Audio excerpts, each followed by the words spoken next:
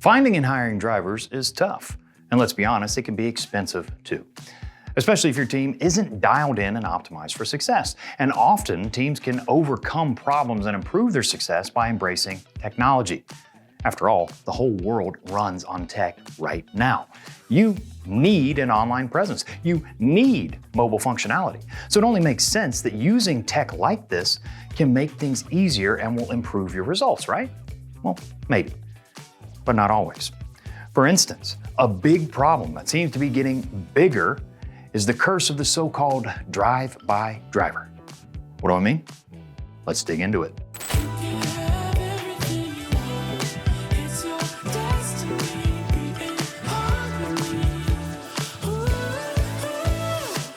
Hello everyone, and welcome to another edition of the Recruiting Roundup. We're back every month with a new episode covering a new recruiting or talent acquisition topic. Now, we've already covered loads of topics in the past, so if you're just stumbling onto us now and are interested in checking out those episodes, we can find those over on our Randall Riley site or on our YouTube channel in the Recruiting Roundup playlist. And if you're on our YouTube channel and haven't already, don't forget to subscribe. Go ahead, click the bell, like, share, all the YouTubey things. It helps us out and it makes sure you never miss any of our new content. Win-win. Now, what do I mean when I say drive-by driver? Another way to put this is an uncommitted applicant, or when you have drivers apply and then just disappear. Industry term, pretty common nowadays, is ghosting.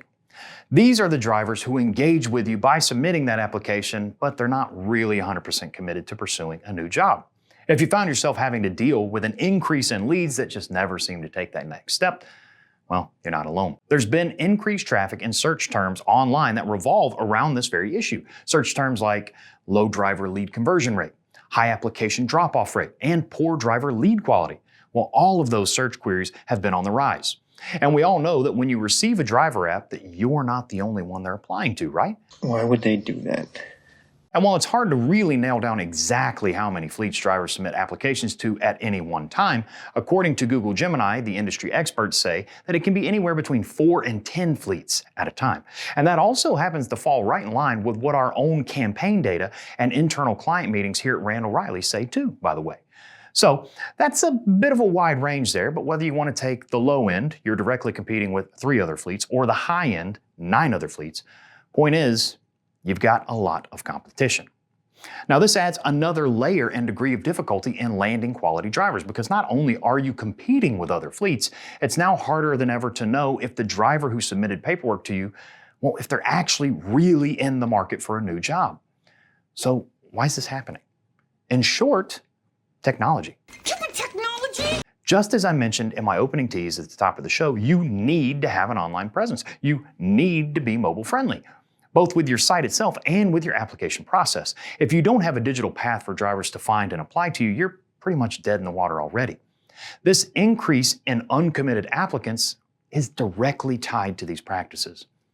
Essentially, having a website mobile-friendly app makes it really easy for drivers to kind of test the waters.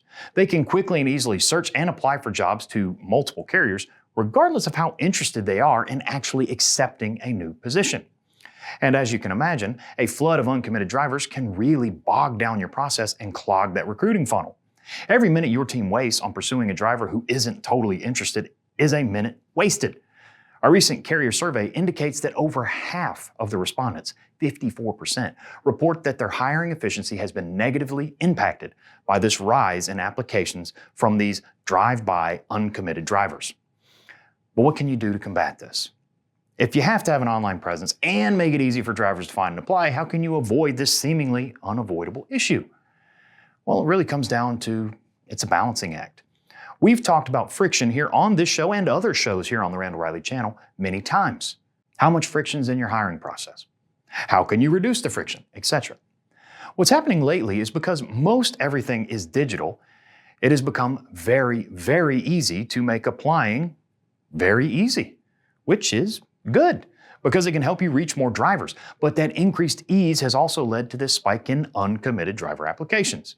To get the drivers you're after and avoid getting bogged down, you have to find the right level of friction. I think I need more information. It needs to be easy, but not too easy.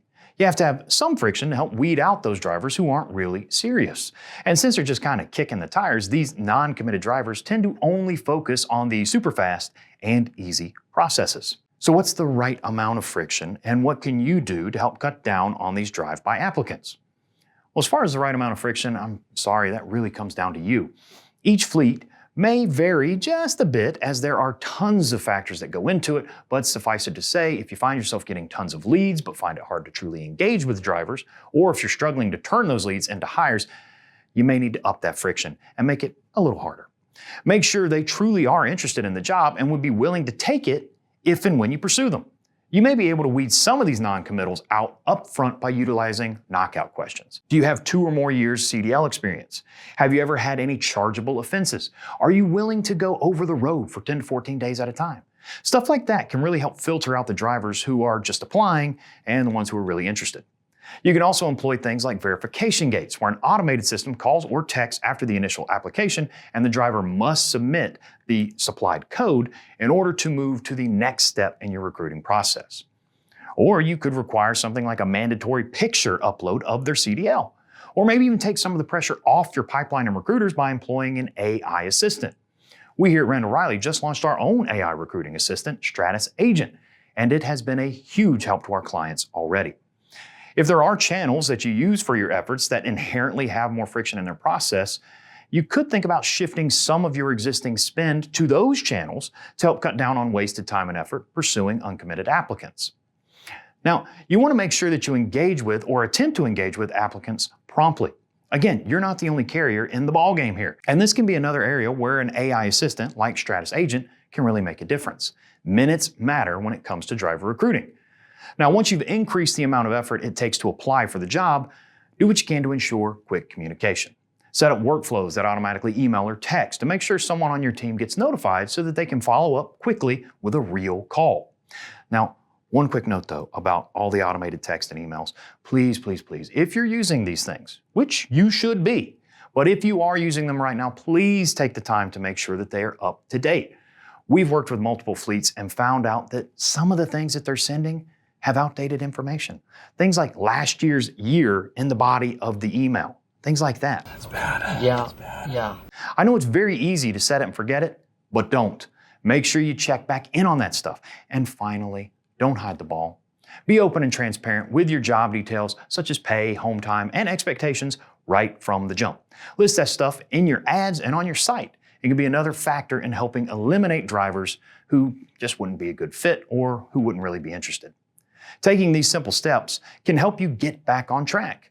If you do this and are still struggling or are just having a hard time figuring out that balance of how much is too little and how much is too much when it comes to the friction in your process, and you need a helping hand, hey, let us know. This stuff can be extremely tricky to dial in. Our team can work with you to test, analyze, and improve consistently to help you reach the goals you're after and avoid getting bogged down with those uncommitted leads.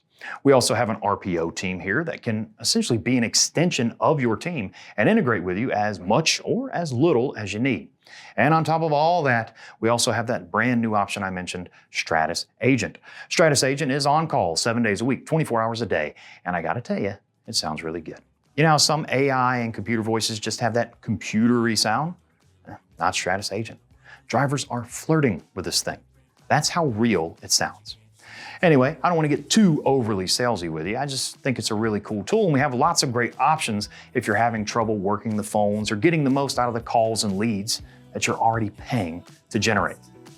Links for a consultation, the RPO information, and Stratus Agent, well, those are all listed down below. If you'd like to learn more about one, multiple, all of them, whatever, give it a click, let us know. Well, that's going to wrap it up for this episode of the Recruiting Roundup. We'll be back next time with another topic. We look forward to you joining us. Thanks for watching. We don't really know where the world is gonna